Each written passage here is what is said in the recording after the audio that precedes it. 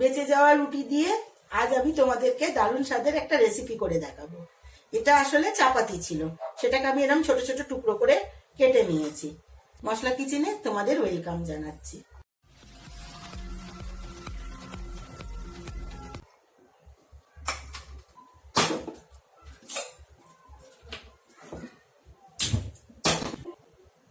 তেলটাও আমার গরম হয়ে গেছে, তাতে আমি কিছু চিনেবাদাম ভেজে নেব।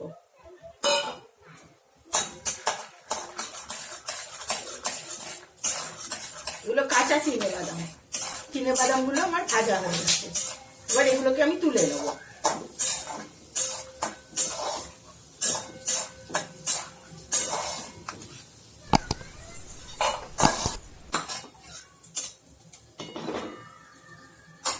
এবার এই তেলের মধ্যে অল্প একটু সর্ষে আর জিরে ফোড়ন দেবো। জিরে আর সর্ষেটা ফুটে গেলে আমি অল্প কারি পাতা দেবো।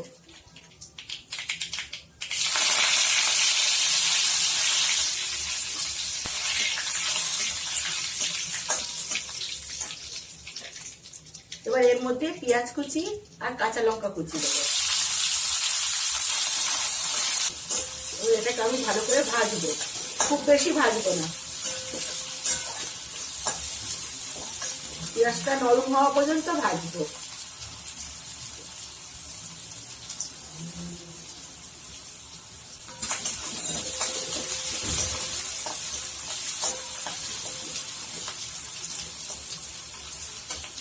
এটা নরম করে ভাজা হয়ে গেছে। এবার এর ভেতরে আমি নুন দেবো। নুনটা তোমরা তোমাদের স্বাদ অনুযায়ী দেবে।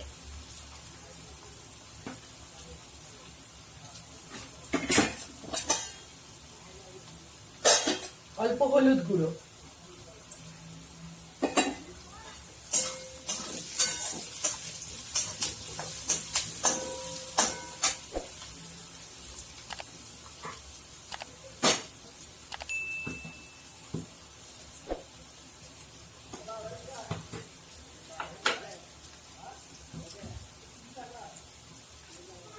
চিনি দিচ্ছি। এবার সেই কুচিয়ে রাখা রুটিগুলো দেবো।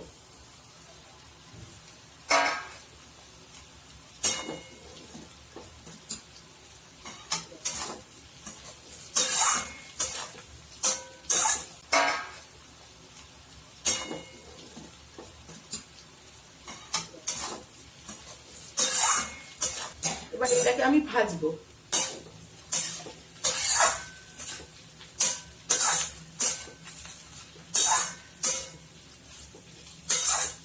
এটা এইভাবে 2-3 মিনিট নাড়াচাড়া করে তারপরে এই বাদামগুলো দিয়ে দেবো।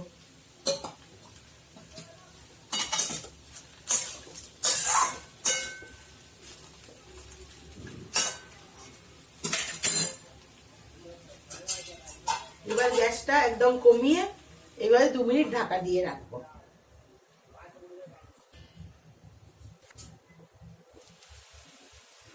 এবার ঢাকাটা খুলে একটু নাড়িয়ে দেবো।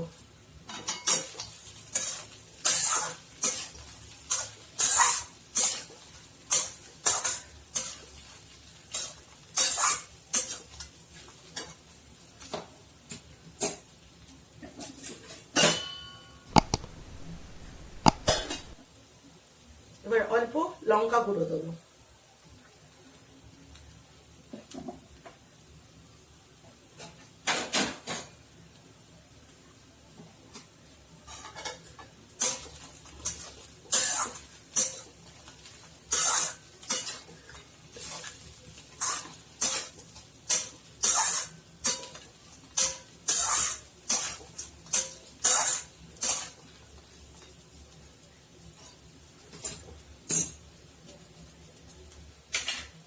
এটা আমার হয়ে গেছে। গ্যাসটা আমি অফ করে দেবো। উপর থেকে অল্প ধনে পাতা কুচি দেবো।